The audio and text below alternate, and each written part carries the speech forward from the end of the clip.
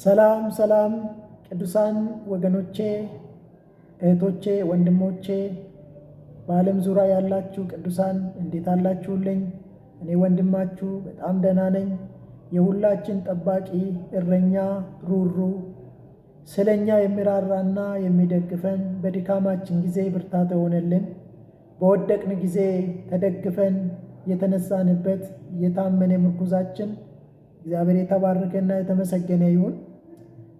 ዛሬ የእግዚአብሔር ቃል ስንካፈል ስለ እግዚአብሔር ጥበቃ፣ ስለ እግዚአብሔር እረኝነት፣ ታማኝነት የምናይ ይሆናል። እኔ ተጉዤ ዛሬን ያየሁበት ብዙ ምድረ በዳዎችን ያለፍኩበት በጥበቃ ጥላ ስር ሆኜ ያለፍኩባቸው እየተደነቅኩ እየተገረምኩ እግዚአብሔር ውስጤ ሞልቶ ይህንን ቃል አካፍላችኋለሁ። ይህን ቃል አብረን እንከፋፈላለን። ስለዚህ ስለ ሁሉ ነገር አምላካችን ስሙ የተባረከ ይሁን። ዛሬ የምንካፈለው መዝሙር መጽሐፍ 121 ከቁጥር 7 እስከ 8 እንደውም ትንቢተ ኢሳይያስ ምዕራፍ 58 ቁጥር 8 እና 9 ላይ ቆመን እውነትን የሚካፈልበት ጊዜ ይሆናል። እግዚአብሔር ይባረክ። እንዲህ ይላል መዝሙር መጽሐፍ ምዕራፍ 121 ቁጥር 7 እና 8 እግዚአብሔር ከክፉ ሁሉ ይጠብቅሃል፣ ነፍስንም ይጠብቃታል። ከዛሬ ጀምሮ እስከ ለዘላለም ድረስ እግዚአብሔር መውጣትንና መግባትን ይጠብቃል። ትንቢተ ኢሳይያስ ምዕራፍ 58 ቁጥር 8 እና 9 በዛን ጊዜ ብርሃን እንደ ንጋት ይበራል፣ ፈውስም ፈጥኖ ይበቅላል፣ ጽድቅም በፊት ይሄዳል፣ የእግዚአብሔርም ክብር ኋላ ሆኖ ይጠብቅሃል። የዛን ጊዜ ትጠራለህ፣ እግዚአብሔርም ይሰማሃል፣ ትጮኻለህ፣ እርሱም እነሆኝ ይላል። ጌታ አምላካችን ሆይ እናመሰግናለን፣ እናከብራለን። አንተ የተባረክ ተስፋችን ነህ። ሁሉ ነገራችን በአንተ የሰመረልንና ቀና ብለን የተጓዝንብህ ቀና ያደረግከን ከአንገታችን ቀና ብለን ሰው ተርታ የተሰለብን ሰው የሆን በአንተ ነው። አንተ ያው ስለሆንክ ስለታመንክ እናመሰግናለን። አሁንም ያው ቃልን ላክልን። የሚሆነው ሁሉ ለአንተ ክብር ይሆን። ተባረከው ተስፋችን በኢየሱስ ክርስቶስ ስም አሜን።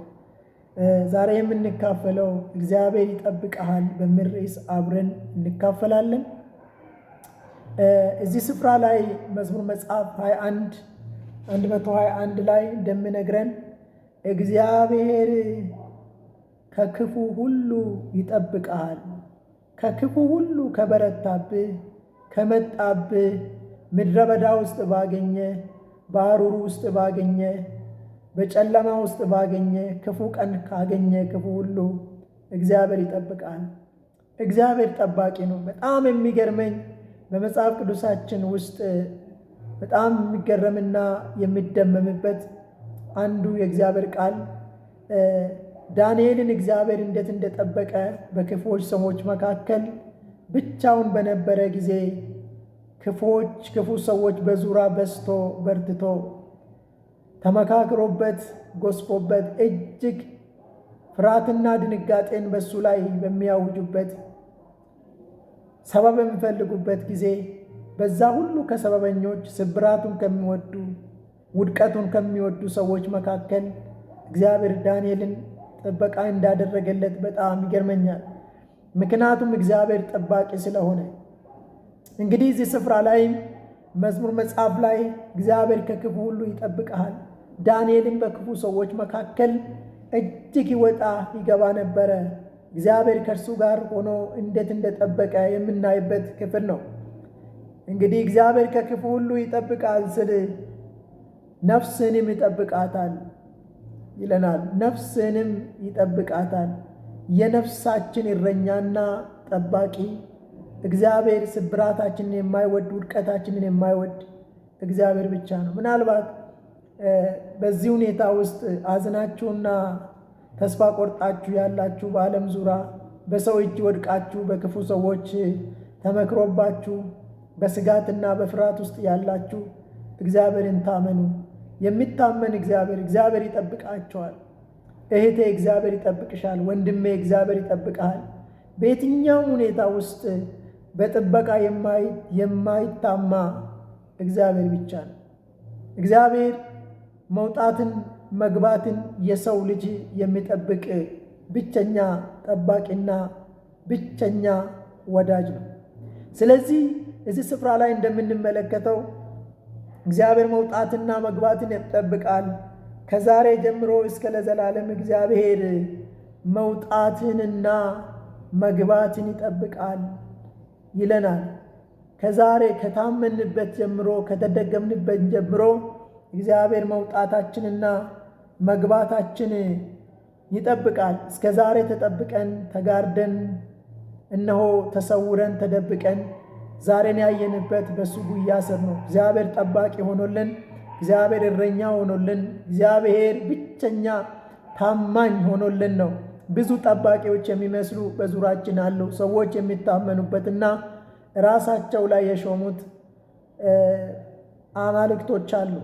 እግዚአብሔር ግን የአማልክቶች አምላክ፣ የፍጥረታት ሁሉ ፈጣሪ፣ የሁሉ መገኛ እግዚአብሔር እሱ ጠባቂ ነው። ምሳሌ መጽሐፍ ላይ የእግዚአብሔር ቃል ሲናገር ምሳሌ ምዕራፍ 6 ቁጥር 22 ላይ ስትሄድም ይመራሃል፣ ስትተኛም ይጠብቅሃል። ስትሄድም ይመራሃል፣ ስትተኛም ይጠብቅሃል፣ ስትነሳም ይደግፍሃል ይላል። ስለዚህ ወገኖች ሆይ እግዚአብሔር የሚደግፍና የሚረዳ ደጋፊ ነው። ምክንያቱም እግዚአብሔር እንደ እግዚአብሔር ያለ ማንም የለም።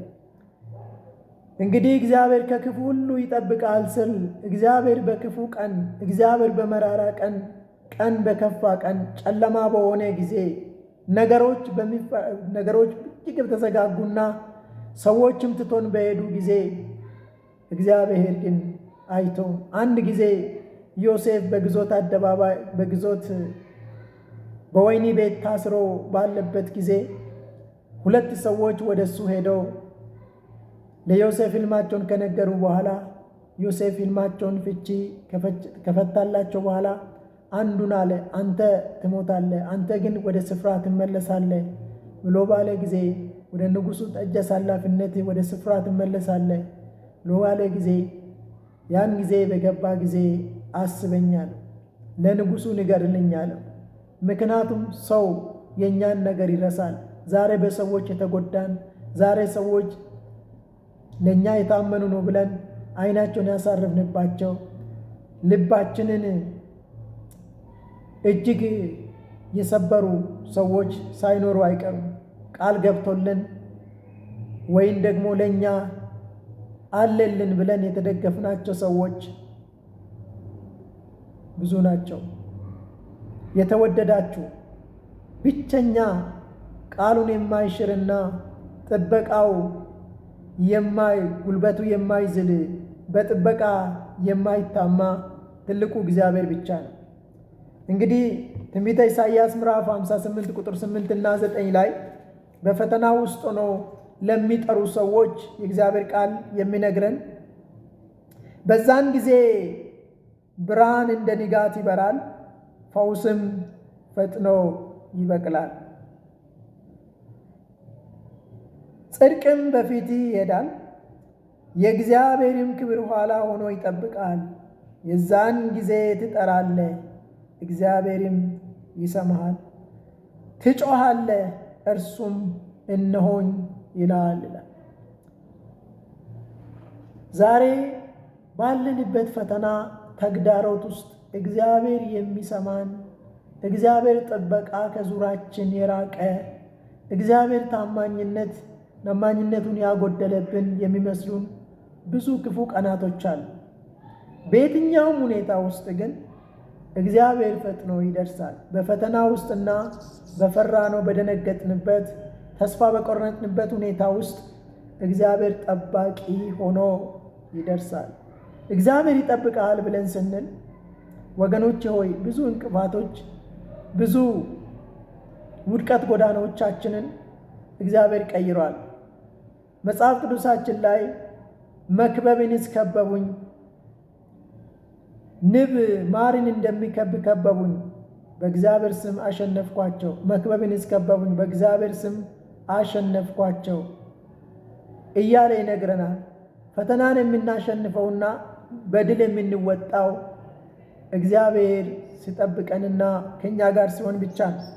እንግዲህ በዚህ ክፍል ላይ እንደሚነግረን ትንቢተ ኢሳይያስ ላይ የዛን ጊዜ ብርሃን ፈጥኖ ይበራል፣ ፈውስም ፈጥኖ ይበቅላል፣ ጽድቅም በፊት ይሄዳል፣ የእግዚአብሔርም ክብር ኋላ ሆኖ ይጠብቅሃል። ያን ጊዜ ትጠራለህ፣ ይሰማሃል፣ ትጮኻለህ፣ እርሱም እነሆኝ ይላል። በፈተና ጊዜ፣ በተግዳሮት ጊዜ እነሆኝ አለው የሚል እኔ ነኝ የሚል ከእግዚአብሔር ውጪ የሚያስተማምን ማንም የለም። ዛሬ ቅዱሳን ወገኖቼ ይህን እግዚአብሔርን ቃል ወደ እናንተ ይዤ ሲቀርብ እኔ ባለፍኩት ጎዳናዎች ሁሉ የእግዚአብሔርን ጥበቃና የእግዚአብሔርን እረኝነት ታማኝነቱን በሕይወት ያየሁባቸው ዛሬ አፌን ሞልቼ የምናገርበት ነው። እወጣለሁ ብዬ ያላሰብኳቸው ጨለማ ቀናቶች፣ ነገር ሁሉ የጨለመና ተስፋ መቁረጥ ሕይወቴን የሞላበት ጊዜ የደረሰልኝ ጠባቂ እግዚአብሔር ነው። እንዳልሰበር እግዚአብሔር ጠበቀኝ፣ ደረሰልኝ። እግዚአብሔር ለዘላለም የተባረከ። እንግዲህ እግዚአብሔር ለችግራችን ጊዜ ስንጠራ እነሆኝ ይላል፣ ይሰማናል። እግዚአብሔር ይደርስልናል። ለሚደርስልን ለሚታደገን ተስፋችን ለንጉሳችን ለሱ ክብር ይሁን። ዛሬ እግዚአብሔር ጠባቂ ነው ብላችሁ እንድትቆሙ፣ በጥበቃ እንድትኮሩ፣ በጥበቃ ልባችሁ እንዲሞላ፣ በእግዚአብሔር ላይ እምነታችሁ እንዲጠነክር በጌታ ፍቅር እለምናችኋል። በእርግጥ ይጠብቃችኋል። የማይተው አምላክ አለን። የማይከዳ አምላክ አለን። ብዙ ሰዎች አማልክቶችን እየተደገፉ አፋቸውን ሞልቶ ይጠብቀኛልናል። ወገኔ ሆይ ያንተ አምላክና ሰማይና ምድርን የሰራ ከተማውን የሚጠብቅ እግዚአብሔር ከተማውን ካልጠበቀ ጠባቂ በከንቱ ይደክማል። የኛ አምላክ ሁሉን የሚጠብቅ፣ ሁሉን የሚደግፍ፣ ለሁሉ የሚራራ፣ ፈጥኖ የሚደርስ